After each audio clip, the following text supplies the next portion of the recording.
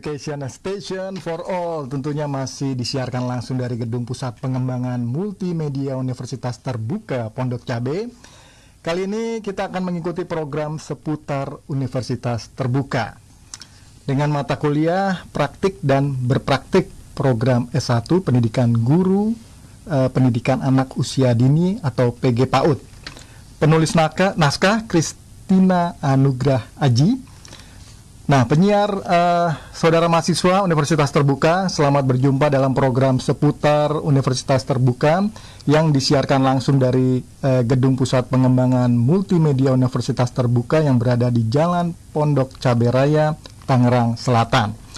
Mahasiswa bisa menyimak siaran program seputar Universitas Terbuka ini dengan live streaming melalui website di www.utradio.ut.ac.id atau bisa juga menyaksikan secara streaming melalui channel YouTube Universitas Terbuka TV.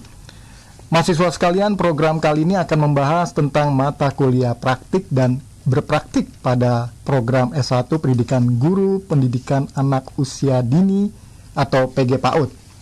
Saudara mahasiswa, setelah Anda mendengarkan dan menyimak program seputar Universitas Terbuka ini, diharapkan mahasiswa mengetahui segala informasi terkait mata kuliah praktik dan berpraktik pada program S1 Pendidikan Guru, Pendidikan Anak Usia Dini atau PG PAUD yang sesuai dengan kalender akademik semester 2021-22.2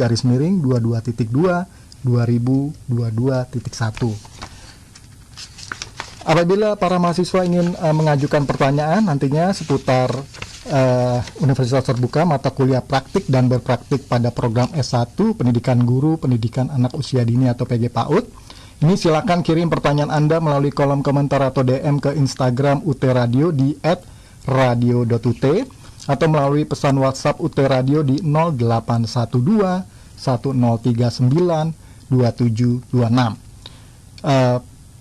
Melalui kolom komentar YouTube Universitas Terbuka TV pada saat live saat ini. UT listeners, kami turut pula mengundang Anda untuk tetap mengikuti program kami lainnya, yaitu dengan cara like dan subscribe pada akun YouTube UT TV.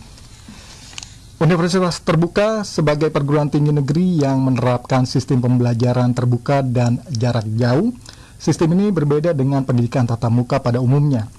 Menurut Peraturan Menteri Pendidikan dan Kebudayaan Nomor 7 Tahun 2020 tentang pendirian, perubahan, pembubaran perguruan tinggi negeri dan pendirian, perubahan, pencabutan izin perguruan tinggi swasta, itu pasal 46 dinyatakan bahwa pembelajaran dalam pendidikan jarak jauh ini dilaksanakan melalui belajar secara mandiri, terstruktur dan terbimbing dengan menggunakan bahan ajar mandiri serta berbagai sumber belajar berbasis teknologi informasi.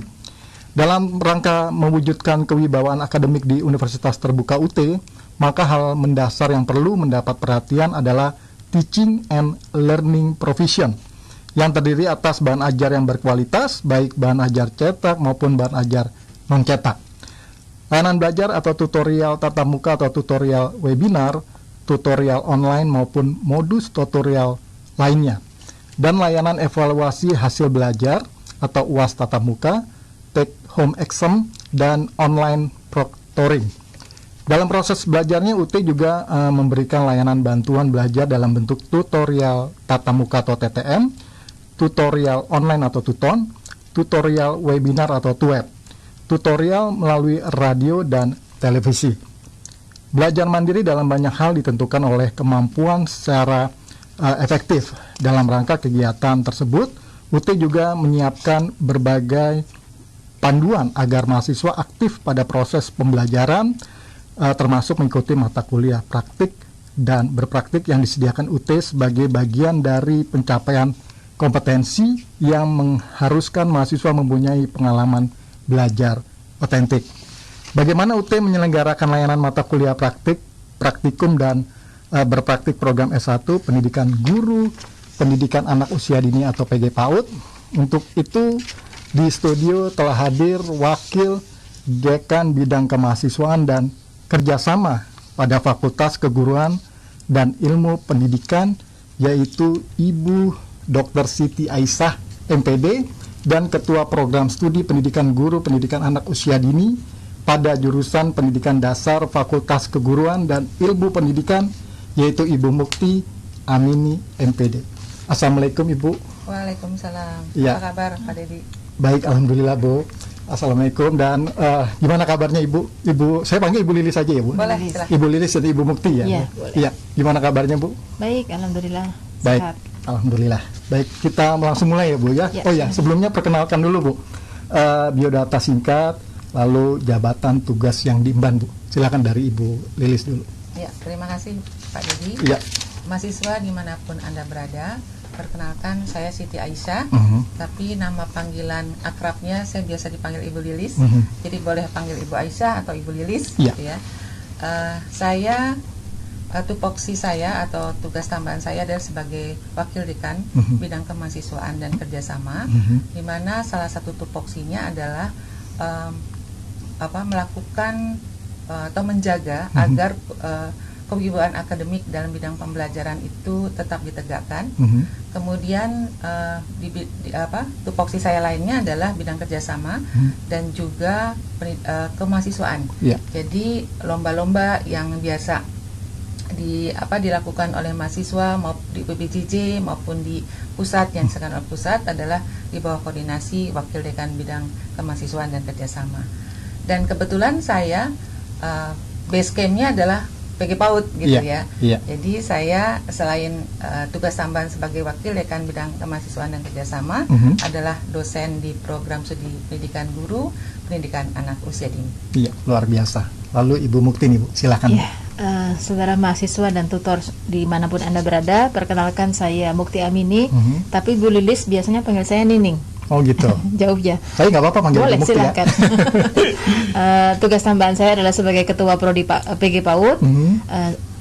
Bidang yang harus saya tangani ya tentu berkaitan dengan pelaksanaan Tridharma perguruan tinggi ya, pengelolaan terhadap dosen maupun ya tadi dari turunan program dari WD3 itu banyak ke prodi terutama. Di PAUD itu ada 43 dosen yang tersebar di berbagai daerah ya, yang ada di pusat hanya 10 sebetulnya. Salah satunya kami. Oh gitu. Iya. Iya, luar biasa nih Bu.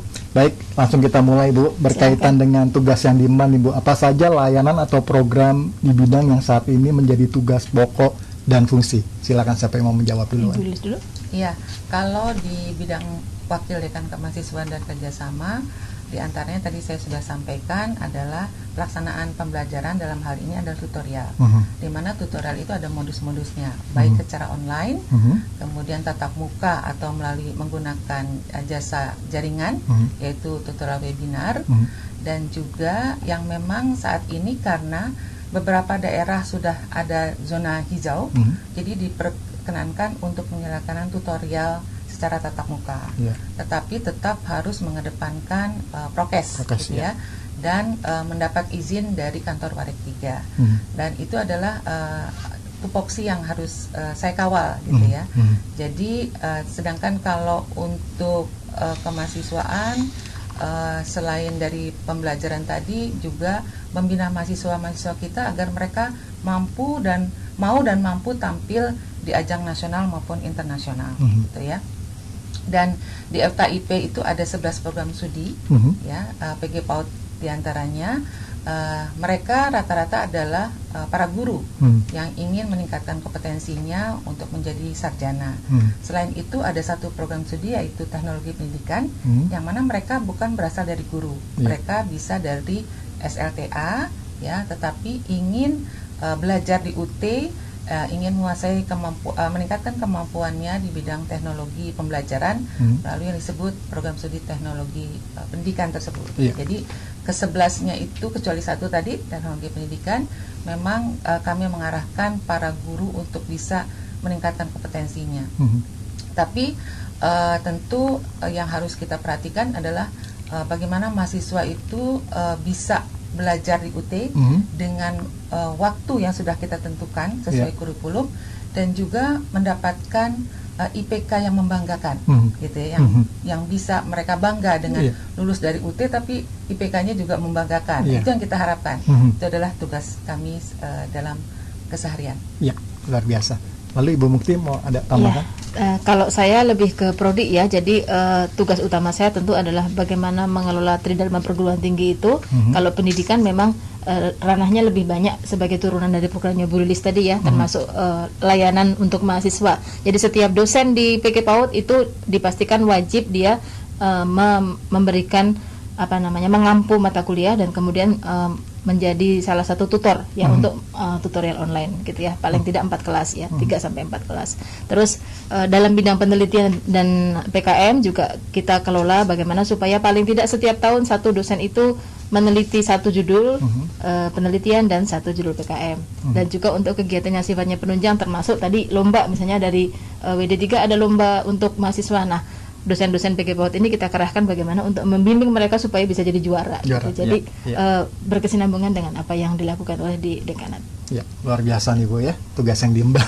Baik Bu, ini apa ini maksud dengan mata kuliah praktik dan berpraktik ya Bu ya, program pendidikan guru pendidikan anak usia dini atau PG PAUD, khususnya pada pembelajaran di UT yang menggunakan sistem pembelajaran jarak jauh. Nah, serupa dengan tutorial UT pada umumnya. Apakah latar belakang atau tujuan dari praktik dan berpraktik ini Bu? Silakan, siapa yang mau menjawab dulu? Ya, boleh. Saya awali, nanti Ibu Mukti selaku Kaprodi akan memberikan penambahannya. Ya, baik. Kalau kita lihat capaian pembelajaran untuk mahasiswa program sarjana ya, itu mereka ada 4 capaian besarnya ya. Pertama adalah dalam hal sikap gitu ya. Kemudian keterampilan umum, keterampilan khusus, dan penguasaan pengetahuan. Dan keempat capaian ini harus menempel atau terinternalisasi oleh setiap lulusan gitu ya. Untuk mencapai keempat capaian pembelajaran ini, kami tentu mengelaborasinya dalam bentuk kurikulum.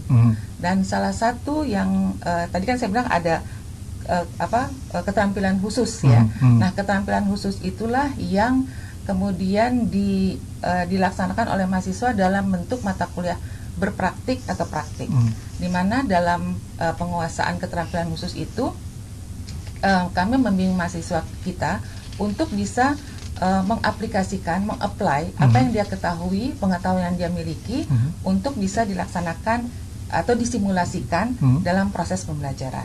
Jadi walaupun Universitas Terbuka menggunakan sistem pembelajaran terbuka dan jarak jauh, bukan berarti kami tidak mengharuskan mahasiswa untuk berpraktik, karena kan harus ada keempat tadi ya, keterampilan penguasaan secara khususnya itu kami lakukan.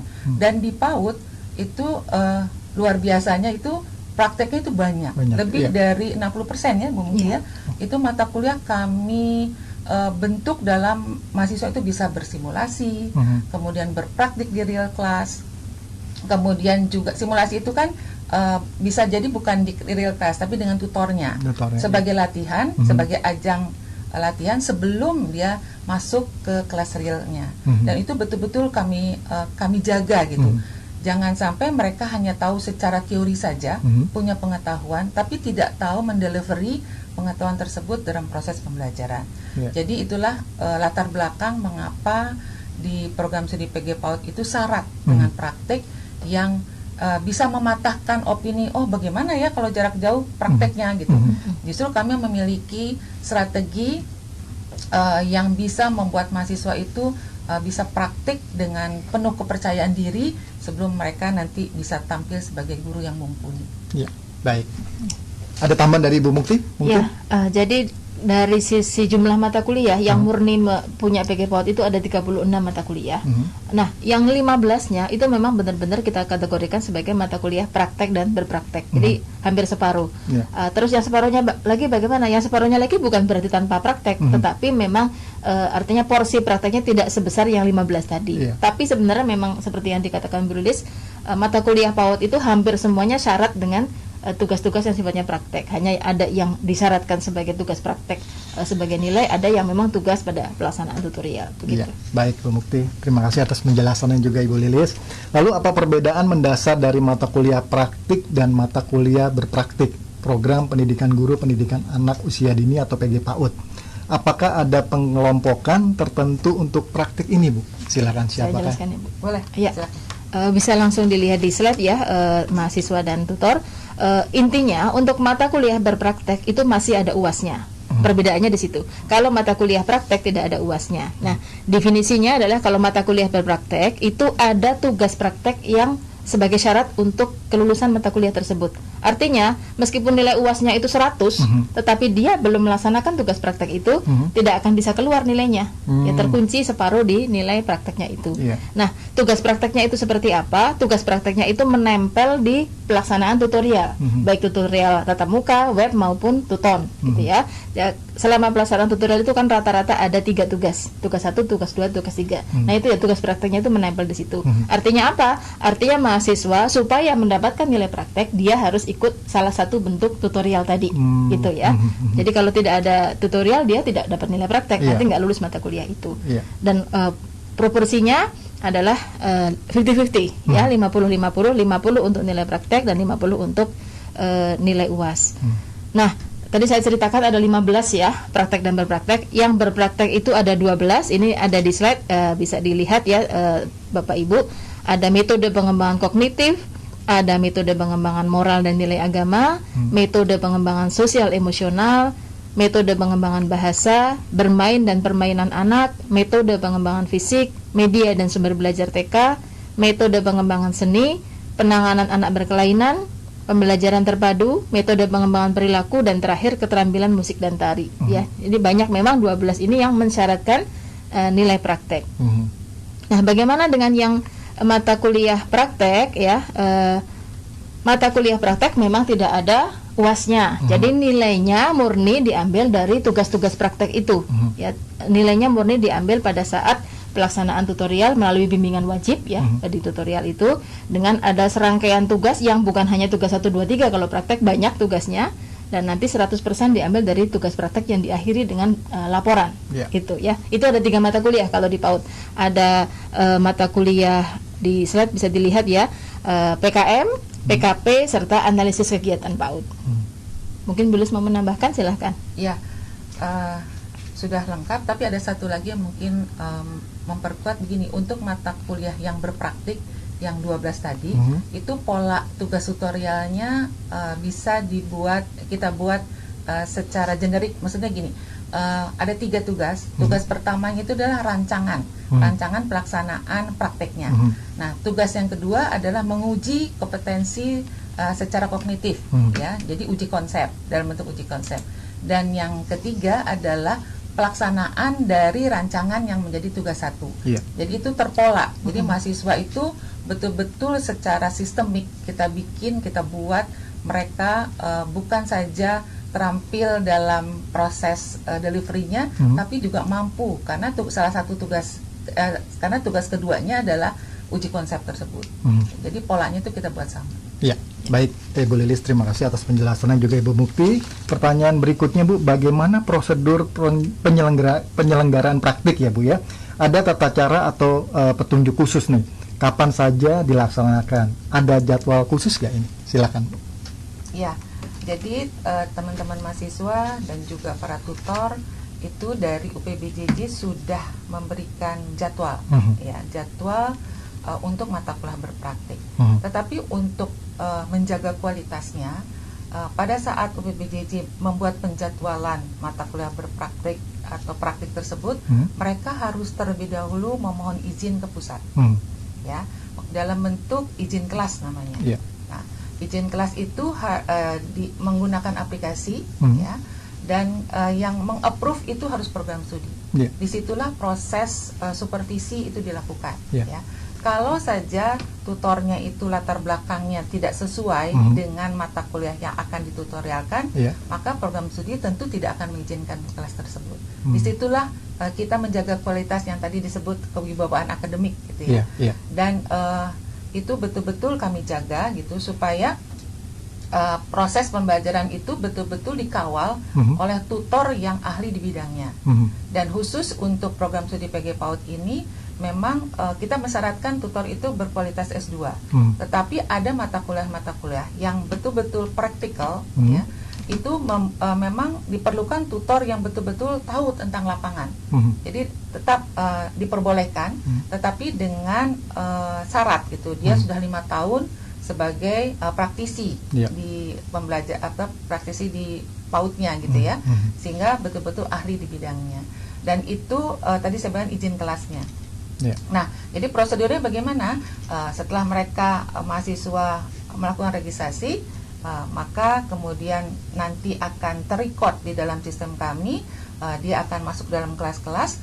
Kelasnya juga dilakukan approve oleh program studi di bawah koordinasi Warek bidang kemahasiswaan dan kerjasama. Dan setelah itu mereka baru melakukan proses pembelajaran dalam bentuk tutorial. Ya, baik, luar biasa sekali penjelasannya. Namun kita break sejenak Ibu ya. Nanti kita akan segera kembali, UT listeners dan rekan-rekan mahasiswa-mahasiswi, jangan kemana-mana. Kita akan segera kembali di program seputar Universitas Terbuka.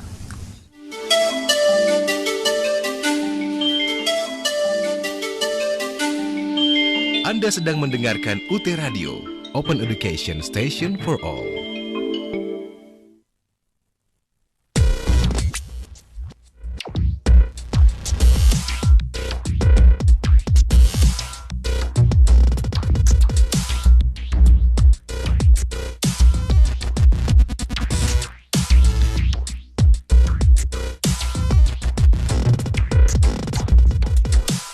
Fleksibel tapi tentu kualitasnya nggak mungkin bisa diraguin. Ayo gabung sama aku yuk. Dah.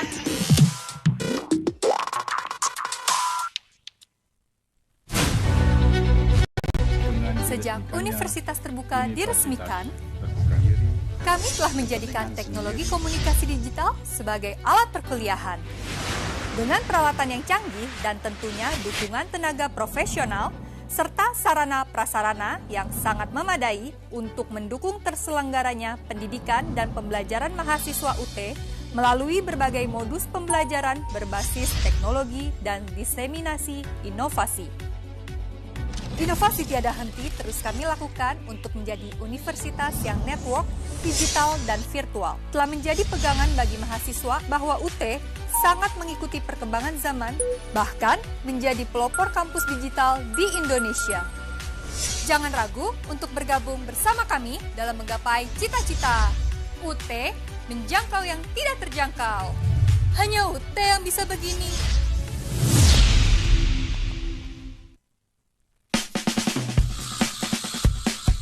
Setiap hari selalu kuawali dengan yang aku mau. Bebas tapi bertanggung jawab, fleksibel tapi pasti. Hari-hariku dipenuhi dengan semangat untuk kuliah dan meraih profesi.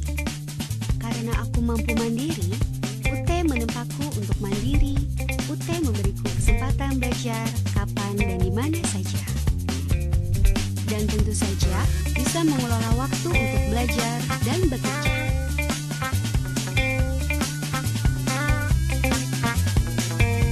Hingga kini, aku mampu meraih profesiku. Menyenangkan, dan aku siap meraih prestasi yang terbaik. Gimana dengan kamu?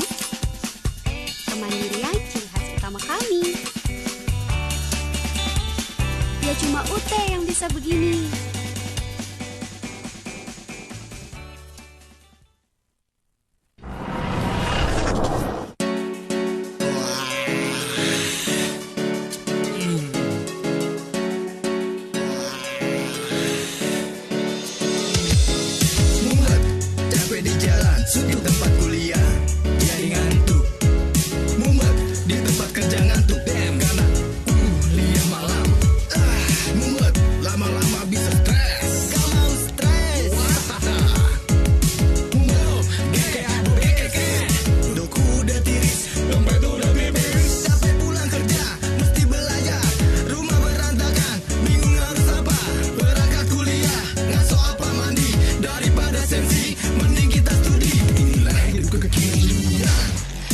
Kuliah ketinggalan, lamar kerja minimal sarjana. Universitas Terbuka solusinya.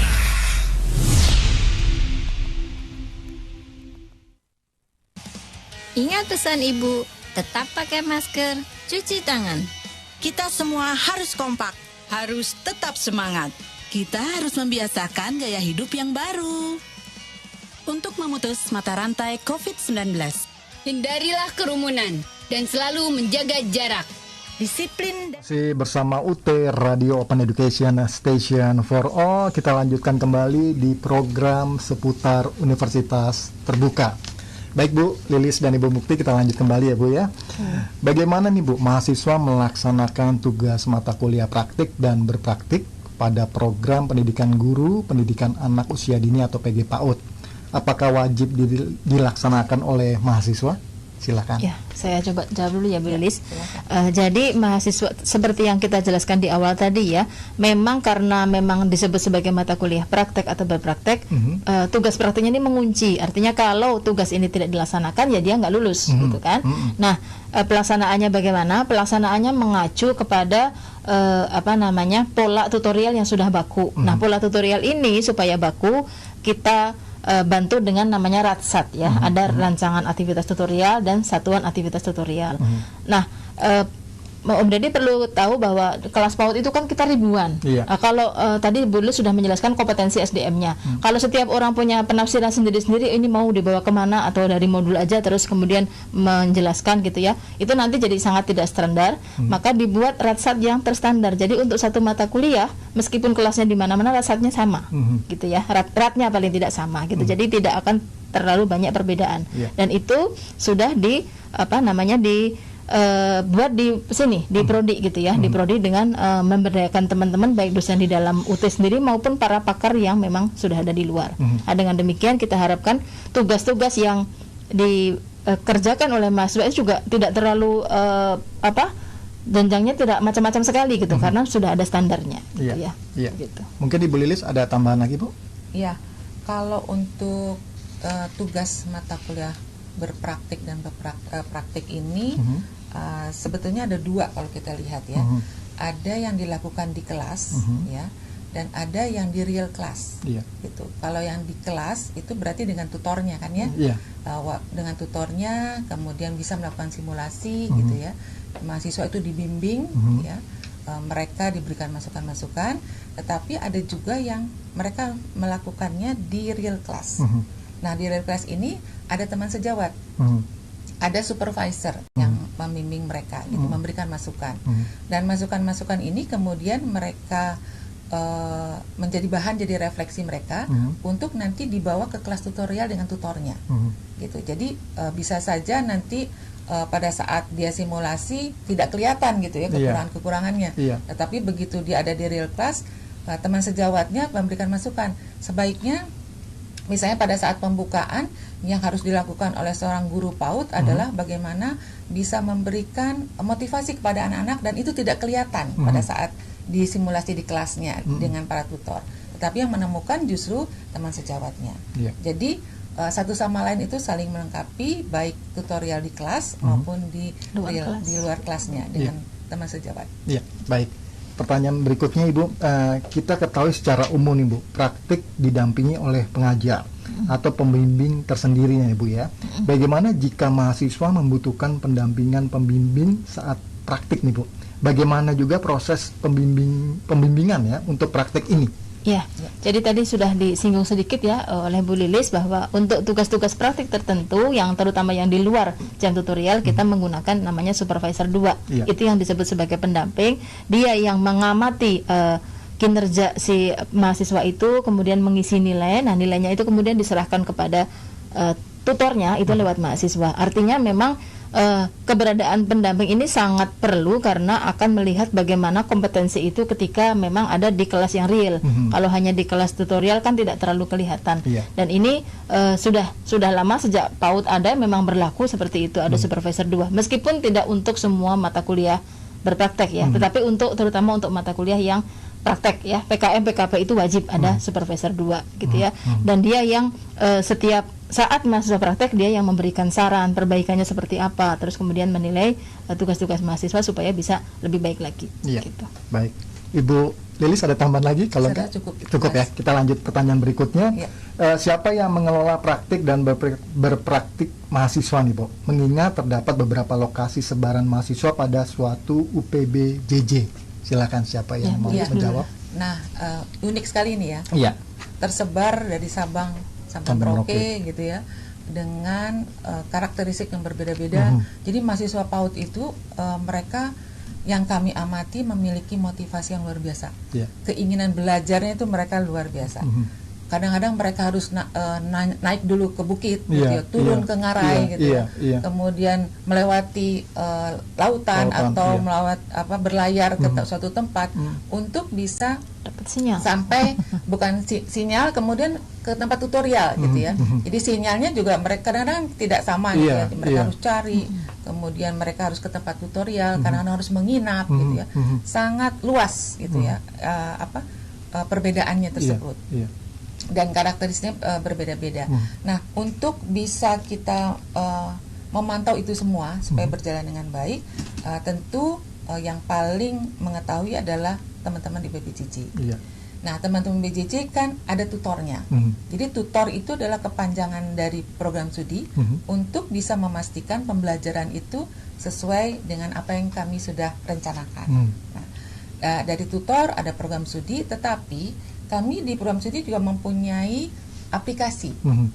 Jadi untuk mata kuliah tertentu, mata kuliah berpraktik dan praktik, itu ada learning management systemnya, ada kelas LMS-nya, di mana mahasiswa itu harus melakukan mengupload hasil praktiknya, kemudian tutornya juga melakukan penilaian di situ, dan program studi bisa melakukan monitoring menggunakan aplikasi tersebut. Jadi walaupun mereka tersebar di mana-mana, tetapi tetap kami bisa kontrol, gitu ya, agar pelaksanaannya itu betul-betul yang sudah kami rencanakan.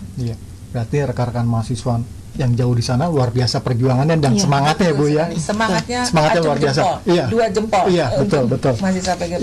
Baik Ibu, kita lanjut kembali. Apa saja yang menjadi syarat mahasiswa program pendidikan guru, pendidikan anak usia dini PG PAUD bisa mengikuti mata kuliah praktik dan berpraktik ini, Bu? Nah, saya coba jawab ya, Pak Dedi ya. Jadi untuk mata kuliah berpraktek dan praktek ini, nah kebetulan PG PAUD itu menggunakan sistem SIPAS ya, sistem paket penuh, sistem paket semester. Artinya tidak suka-suka mengambil mata kuliahnya yang mana semester 1, semester 2 itu sudah kita paketkan per semesternya. Apakah dia mau mengikuti yang lewat tutorial web atau dia tutor, ya, tapi semesternya sudah jelas dan sudah kita atur sedemikian rupa supaya memang prerequisite-nya itu sudah langsung kelihatan di situ. Jadi tidak akan dia tiba-tiba boleh langsung PKM gitu ya. Yang tadi yang metode-metode itu dia belum kuasai. Jadi memang ya tinggal mengambil saja sesuai urutan dia ada di semester berapa, 1, 2, terus urut begitu ya, sampai dengan yang praktek. Nah, khusus untuk mata kuliah yang praktek ya seperti PKP, PKM itu memang lebih ketat ya syaratnya. Misalnya untuk PKP dia harus lulus dulu tentu mata kuliah PTK, penelitian tindakan kelas, karena itu dasar teorinya di situ, pelaksanaannya di PKP. Nah, untuk PKM juga tentu yang tadi berpraktek yang semua metode-metode itu juga dia harus lulus dulu. Kalau enggak dia nggak ngerti dasarnya, nah kemudian dia baru mengambil mata kuliah PKM. Gitu. Baik, Bu Mukti. Ada tambahan Ibu Lilis? Kalau enggak kita lanjut ya. Baik. Apa saja mata kuliah berpraktik untuk program studi S1 PG PAUD nih, Bu? Oh iya. Tadi sebetulnya sudah kita singgung ya di sini, saya ulang sebentar sedikit. Ada 12 tadi ya. Berpraktek ya. Maaf. Salah pencet. Ada 12 yang metode pengembangan seni, metode pengembangan kognitif, itu semuanya ada. Itu ada 12 semuanya. Nah, 12 ini tersebar di beberapa semester memang gitu ya. Itu masalah. Baik. Lalu mahasiswa yang mengikuti praktik dan berpraktik ini tentu akan mengerjakan tugas praktik, Bu. Lalu bagaimana mahasiswa menyampaikan laporan tugasnya? Bentuk laporannya seperti apa? Video, foto, atau presentasi PowerPoint nih, Bu? Silakan. Siapa yang mau menjelaskan? Nah, tadi sudah sepintas saya jelaskan, kita punya learning management system ya. Ada juga untuk pengupload praktik itu ada aplikasi praktik kita namanya. Jadi semua hal yang berbau praktik itu diupload di sana, termasuk laporannya. Dan untuk bisa misalnya gini, mata kuliah pemantapan kemampuan mengajar gitu ya, itu adalah mata kuliah praktik. Nah, mahasiswa itu kan dia harus mempraktekkan RPPH. Jadi rancangan pembelajarannya. Nah, rancangan pembelajarannya itu kemudian dikumpulkan, ya, dikompilasi, kemudian diupload di tempat praktik tersebut. Nah, itu kan rancangannya. Tapi pada saat mereka melakukan simulasi atau melakukan real class, itu kan bisa dengan menggunakan video, ya, foto-fotonya. Itu juga diupload di aplikasi praktik tersebut. Dan kemudian nanti akhirnya adalah bentuk laporan, juga diupload di tempat praktik tersebut. Nah, inilah yang membuat mahasiswa itu kadang-kadang mereka kok ada dua ya, yang satu di LMS, satu lagi di praktik. Saat ini memang masih dua, tetapi kita sedang mengupayakan nanti akan satu pintunya. Jadi mereka akan mengupload di satu titik, satu pintu, sehingga tidak perlu melakukan dua kali penginputan data-data mereka. Dan itu caranya mereka untuk bisa tutor itu mengawasi. Jadi betul-betul ketahuan ya, misalnya mahasiswa ini belum upload rancangannya, RPPH-nya, maka akan diberikan pengingat kepada mereka untuk mengupload. Dan yang penting juga, kalau pembelajaran itu kan harus terekam. Ya, inilah yang penting. Jadi UT walaupun terbuka dan jarak jauh, itu bisa membuktikan bahwa mahasiswa itu telah melakukan. Jadi kalau ada assessment dari Ban PT, kita bisa menunjukkan ada bukti-bukti jelas bahwa mereka betul-betul melakukan itu proses pembelajarannya, dan kita melakukan monitoringnya. Jadi semua transparan dan kelihatan ya Bu, ya termonitor ya Bu. Iya, baik. Lalu bagaimana nih Bu cara mengakses aplikasi praktik? Bisa diilustrasikan sedikit bagaimana cara mahasiswa mengaksesnya ya Bu ya. Lalu lewat website atau bisa install aplikasinya di HP nih Bu. Silakan penjelasannya Ibu Lilis atau Ibu Mukti. Ya. Kalau mengaksesnya sebetulnya bisa dari mana saja ya, selama terhubung dengan internet, praktik.ut.ac.id itu ya. Dan ini mahasiswa sudah diberikan bekal bagaimana cara mengisi laman ini, baik yang praktik maupun yang LMS pada saat USMB maupun saat PKBJJ gitu ya. Diberikan supaya tidak sampai salah-salah apa saja yang perlu diupload di sana.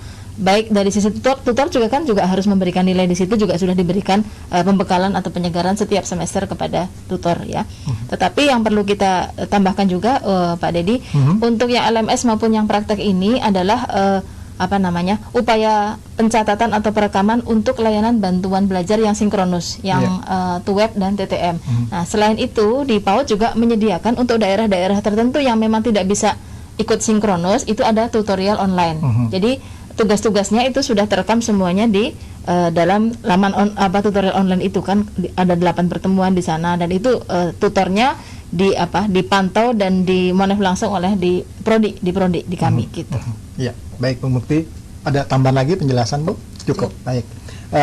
Aplikasi hanya bisa dibuka oleh mahasiswa nih Bu ya, program pendidikan guru pendidikan anak usia dini atau PG PAUD yang terdaftar saja.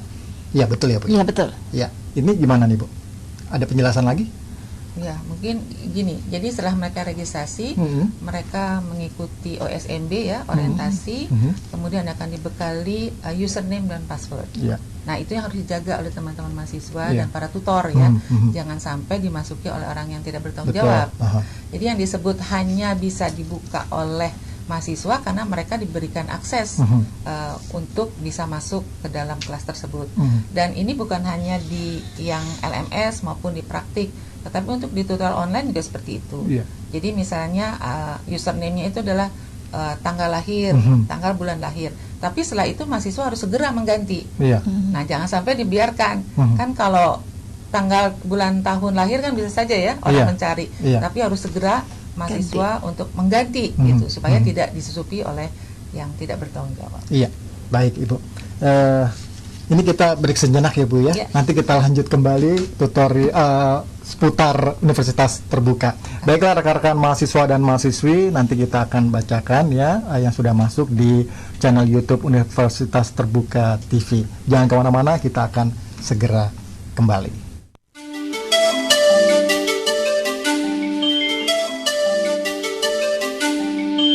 Anda sedang mendengarkan UT Radio, Open Education Station for All. Ada yang tetap sama, meski latar belakang kita berbeda. Ada yang tetap sama, meski tujuan kita berbeda. Ada yang tetap sama, meski jam makan kita berbeda. Allahu Akbar, Allahu Akbar. Sama-sama menghargai perbedaan, mensyukuri keberkahan Ramadan. Selamat menjalankan ibadah puasa.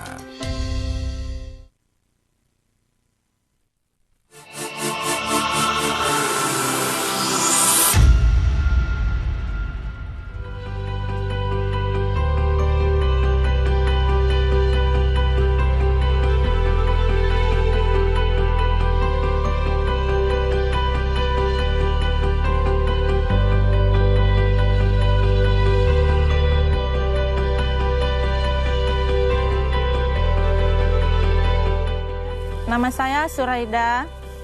Saya belajar di UPBJ UT Makassar. Dari kampung ke tempat perkuliahan itu jauh, jaraknya dari Pasir ke Selayar itu sekitar 54 km. Saya nyebrang laut ke Labuan Nipaya. Kemudian saya naik motor ke Kota Benteng.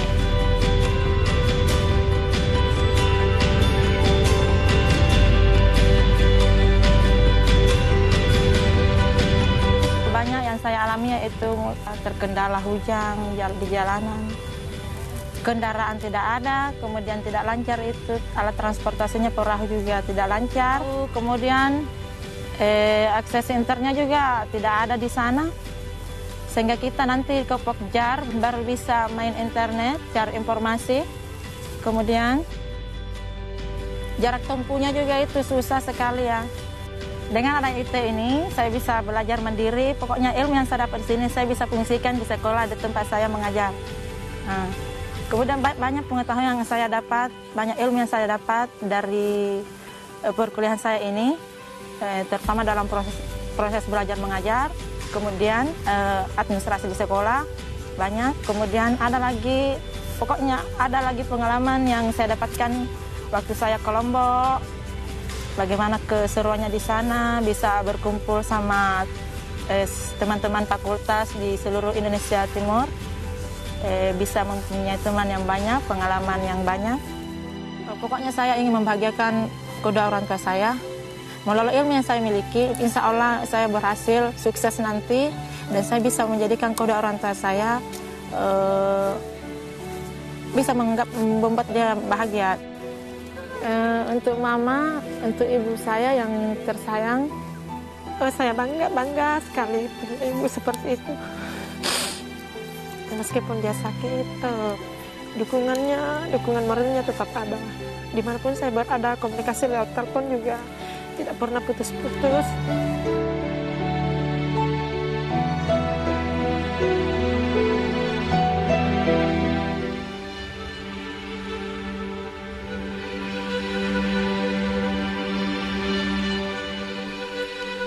Sosialisasi dan promosi di Kabupaten Kepulauan Selayar telah berlangsung. UT Radio Open Education Station for All. Tentunya masih di program seputar Universitas Terbuka. Baiklah, Ibu Lilis dan Ibu Mukti, kita lanjut kembali. Ini Bu, apa saja hal-hal yang menjadi perhatian sebelum mahasiswa melaksanakan praktik nih Bu? Silakan. Siapa yang mau menjelaskan, Ibu Lilis atau Ibu Mukti? Ya. Sebelum melaksanakan praktik, ya tentunya mahasiswa kan pada saat dia registrasi dia diberi modul ya, bahan ini buku ya, BMP. Nah itu harus dipelajari dulu ya. Jadi jangan sampai modul itu dibuka baru pas pelaksanaan tutorial gitu ya, sehingga mahasiswa itu merasanya belajarnya cuma 2 bulan gitu, padahal dia sudah dapat bukunya mungkin sejak awal registrasi gitu ya. Jangan sampai ditumpuk saja. Nah, materi-materi praktek sudah ada di sana, dikuasai dulu sehingga ketika dia bertemu dengan tutor, dia sudah siap untuk diskusi ya, tidak blank, tidak kosong gitu ya. Dan itu kemudian dia juga perlu, kalau untuk yang mata kuliah praktek, maka dia juga perlu mencari supervisor, teman sejawat siapa yang kira-kira memenuhi syarat. Kan tidak bisa yang misalnya usia atau lama mengajarnya lebih mudaan dari dia gitu ya, lebih senior seharusnya, biasanya kepala sekolahnya. Itu nanti didaftarkan ditulis ya supervisor 2-nya supaya nanti diadministrasikan di UPBJJ. Itu juga perlu. Terus yang lainnya ya tentu dia mulai menggali ya kira-kira kalau misalnya praktek di tempat lain untuk PKM sekolah mana sih kira-kira yang mau digunakan gitu. Itu biasanya juga nanti akan dipilih ya beberapa TK atau beberapa lembaga PAUD yang memang layak untuk digunakan praktek gitu ya. Karena kita kan juga berharapnya yang dijadikan praktek itu yang ideal tentunya kan, yang memang dia juga mendapatkan sesuatu di situ. Kalau seadanya misalnya garasi jadi lembaga PAUD terus kita praktek di situ ya kurang dapat ya. Jadi memang kita cari yang ideal. Nah itu biasanya nanti dikomunikasikan ke tutor ya, usulan-usulan itu nanti akan sama tutor akan dipilih. Nah itu yang kemudian didaftarkan juga di UPBJJ. Begitu. Baik Bu Mukti, kita lanjut kembali pertanyaannya. Ya. Adakah panduan khusus nih Bu untuk mahasiswa program pendidikan guru pendidikan anak usia dini atau PG PAUD yang bisa dipelajari nih Bu? Silakan Ibu Lilis atau Ibu Mukti yang mau menjelaskan. Kalau untuk mata kuliah praktik itu ada 3 ya di PG PAUD. Ada analisis kegiatan pengembangan anak usia dini, kemudian ada PKM pemantapan kemampuan mengajar, dan PKP pemantapan kemampuan profesional. Ketiga-tiganya itu ada panduannya, ada buku panduannya. Nah, saya ingin menarik perhatian tentang yang mata kuliah analisis kegiatan pengembangan anak usia dini. Itu salah satu mata kuliah yang menjadi penciri di PG PAUD ini. Karena di mata kuliah ini mahasiswa harus melakukan analisa terhadap proses pembelajaran di 3 lembaga PAUD, di kelompok bermain, di taman pendidikan penitipan anak, dan di TK-nya itu sendiri. Jadi PAUD formal dan PAUD non formal itu di 3 lembaga dan harus membuat laporannya. Dan itulah yang itu harus semuanya itu ada di panduan di mata kuliah itu ada panduannya secara khusus. Jadi mahasiswa jangan lupa untuk melakukan observasi di 3 lembaga tersebut. Iya. Baik. Boleh saya menambahkan? Oh iya boleh. Ya. Mukti, silakan. Tadi Bu Lilis sudah menjelaskan yang mata kuliah praktek ya.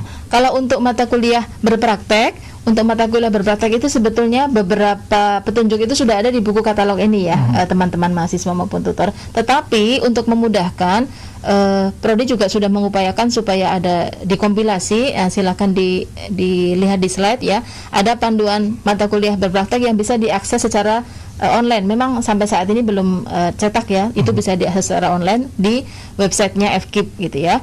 Nah, ini sudah lengkap untuk 12 mata kuliah berpraktek itu ada di sana. Untuk memudahkan. Iya, baik. Terima kasih penjelasannya Ibu Mukti dan Ibu Lilis. Lalu bagaimana nih Bu dampak praktik dan berpraktik ini pada penilaian mahasiswa itu sendiri Bu? Pada penilaian. Mungkin gini maksudnya ya. Jadi kalau berpraktek itu nanti kan dia nilainya tadi separuh-separuh kan, 50-50. Artinya terkunci. Jadi tugas 1, 2, 3 itu sebagai nilai 50% akhir mata kuliah. Separuh lagi 50%-nya dari UAS. Ketika salah satu tugas tidak dikerjakan bagaimana? Ya mungkin nilainya ada, tetapi pembaginya kan tetap 3. Jadi mungkin nilainya akan kecil. Maka kita sangat berharap tutor selalu mengingatkan kepada para mahasiswa jangan sampai ada tugas yang bolong. Ya, 3 tugas itu benar-benar harus dikerjakan supaya nilai tugas prakteknya maksimal, sehingga ketika nilai akhirnya itu memang layak untuk dijadikan diakui sebagai 50%. Itu kalau yang berpraktek. Kalau yang praktek malah semuanya kan dari tugas-tugas yang praktek itu ya, baik yang sifatnya praktek maupun laporannya. Jadi ini juga menjadi harapan kami para tutor di lapangan. Misalnya yang PKP itu 50% dari praktek, 50% dari laporan. Jangan sampai mahasiswa sibuk aja mengerjakan praktek-prakteknya, lupa bikin laporan gitu ya. Pas tinggal 2 minggu terburu-buru, akhirnya nilai laporannya jelek. Ini juga tolong diperhatikan supaya memang nanti nilai mata kuliah itu menjadi maksimal. Iya, baik, terima kasih. Boleh saya tambah sedikit? Boleh Bu, Lili silakan. Dalam struktur kurikulum PG PAUD itu kami sudah menyeimbangkan ya kemampuan mahasiswa untuk melakukan ini. Jadi misalnya dalam 1 semester itu tidak semuanya mata kuliah itu berpraktik atau praktik, karena kan akan berdampak kepada mahasiswa ya. Nah itu yang sudah kami perhitungkan keseimbangannya itu. Jadi dalam mata kuliah dalam 1 semester itu hanya 3 yang ditutorialkan, kemudian yang lainnya itu mereka bisa belajar secara mandiri atau melakukan usulan untuk melakukan tutorial dengan permintaan mahasiswa sendiri. Jadi kalau dampaknya ke mahasiswa bisa dilihat secara positif dan negatif ya. Kalau positif dia akan menambah kepercayaan diri karena dibekali dengan praktik-praktik. Tapi yang tadi Ibu Mukti katakan, kalau dia lalai maka tentu akan berdampak terhadap nilai akhirnya karena tidak mengumpulkan berkas-berkas atau tugas-tugas yang sudah dipersyaratkan pada mata kuliah berpraktik ini. Iya, baik. Ya, terima kasih Bu Lilis atas penjelasannya. Lalu pertanyaan berikutnya, bagaimana dengan pembiayaan praktik? Apakah ada khusus atau satu paket dengan registrasi mata kuliah keseluruhan, Ibu? Ya, Bu Lilis mungkin. Ya, pembayarannya kan paket ya. PAUD itu paket. Tetapi untuk yang ujian ulang, misalnya pemantapan kemampuan mengajar gitu ya, mereka harus bayar secara utuh, registrasi lagi, mengikuti lagi, dan bayarnya pun secara utuh. Jadi nggak bisa misalnya hanya ikut di ujiannya saja gitu, atau hanya mengirimkan laporannya saja, tetapi tetap harus mengikuti proses pembelajaran secara, dari awal, dan pembayarannya pun utuh secara mata kuliah, 700.000 kalau yang mata kuliah praktik. Ya, baik. Terima kasih Bu Lilis penjelasannya. Lalu pertanyaan berikutnya, bagaimana jika mahasiswa harus mengulang praktik? Bagaimana jika mahasiswa yang tidak memenuhi syarat lulus mata kuliah praktik? Dan bagaimana skema pelayanannya nih, Bu? Ya, saya coba bantu jawab ya.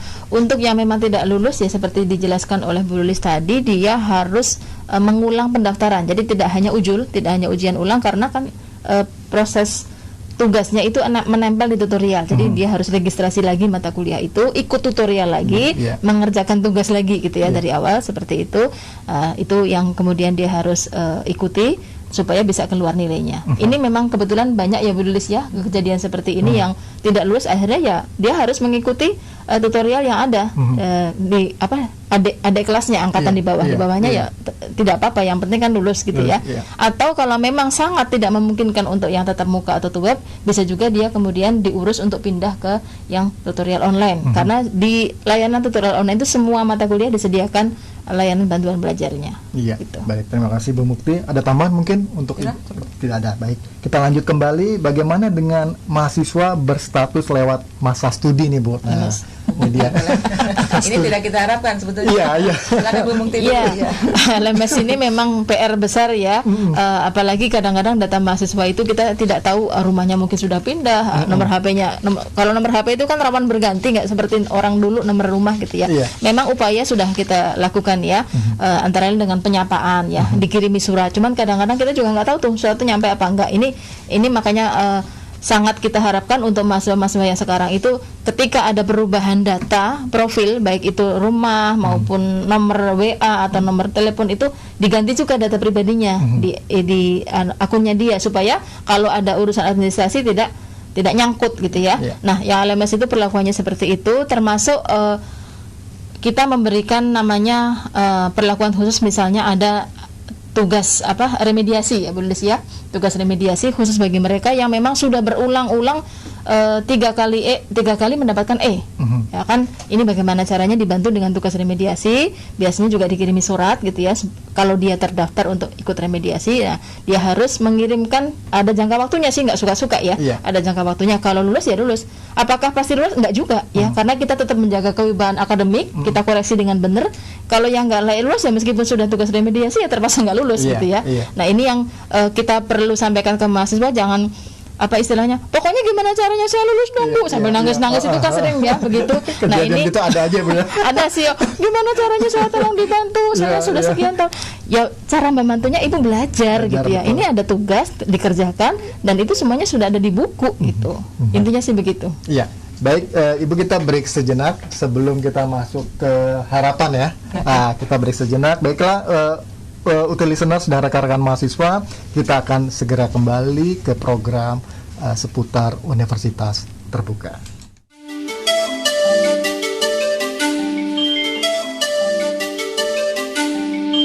Anda sedang mendengarkan UT Radio, Open Education Station for All.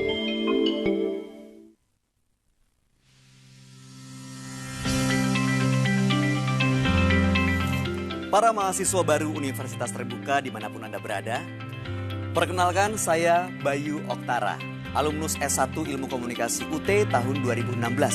Saya dan seluruh sivitas akademika Universitas Terbuka mengucapkan selamat bergabung di Universitas Terbuka. UT adalah perguruan tinggi negeri ke-45 di Indonesia yang selalu mengedepankan inovasi di bidang pendidikan jarak jauh agar selalu sesuai dengan perkembangan teknologi informasi saat ini, sehingga UT sering disebut juga sebagai Cyber University of Indonesia. Sejak tahun 1984, UT telah hadir memberikan layanan pendidikan tinggi dengan sistem terbuka dan jarak jauh. Nah, agar studi Anda di UT dapat berjalan lancar dan bisa lulus tepat waktu, saya akan berbagi pengalaman bagaimana lulus tepat waktu dengan nilai memuaskan. Ayo kita simak bersama-sama. Mahasiswa baru UT peserta OSMB, sebagian dari Anda mungkin sudah bekerja, sebagian lagi mungkin juga belum bekerja dan hanya fokus kuliah. Kata kunci awal untuk sukses menembus studi di UT adalah mandiri dan disiplin dalam mengelola waktu. Teman-teman mahasiswa, bagi Anda yang padat aktivitasnya, UT sudah memberikan kemudahan sejak awal registrasi, yakni dengan melakukan registrasi secara online melalui sia.ut.ac.id. Setelah melakukan registrasi dan resmi menjadi mahasiswa UT, Anda perlu mempersiapkan diri untuk mengikuti perkuliahan di UT. Saya akan contohkan beberapa hal yang saya lakukan ketika saya kuliah di UT. Awalnya saya ragu bisa mengatur waktu antara kuliah dan bekerja karena aktivitas saya di dunia entertainment. Hal pertama yang saya lakukan setelah registrasi adalah membaca dan mempelajari katalog UT. Di dalam katalog ini tersedia semua informasi yang berkaitan dengan proses perkuliahan kita.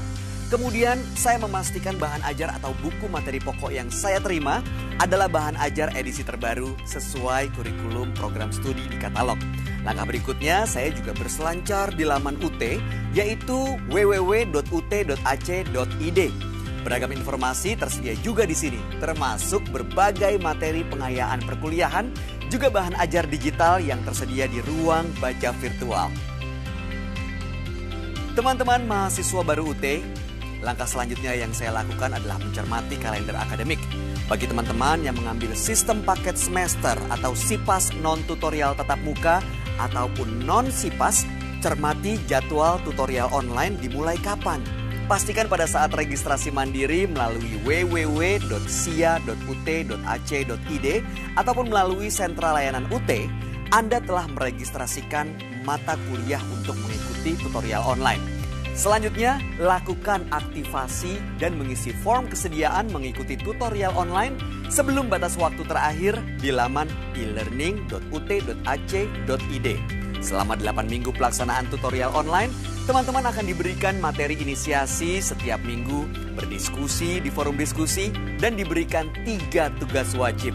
Bagi teman-teman yang mengikuti tutorial tatap muka ataupun tutorial Education Station for All tentunya masih disiarkan langsung dari Gedung Pusat Pengembangan Multimedia Universitas Terbuka Pondok Cabe. Baiklah, sebelum kita lanjut untuk Ibu Lilis dan Ibu Mukti untuk memberikan harapan buat nanti mahasiswa nih, saya mohon izin membacakan dulu Bu ya, yang sudah masuk di channel YouTube Universitas Terbuka TV. Ini ada Nurliani Haja Nurliani, tutor UT UPBJJ Majene, menyimak, terima kasih.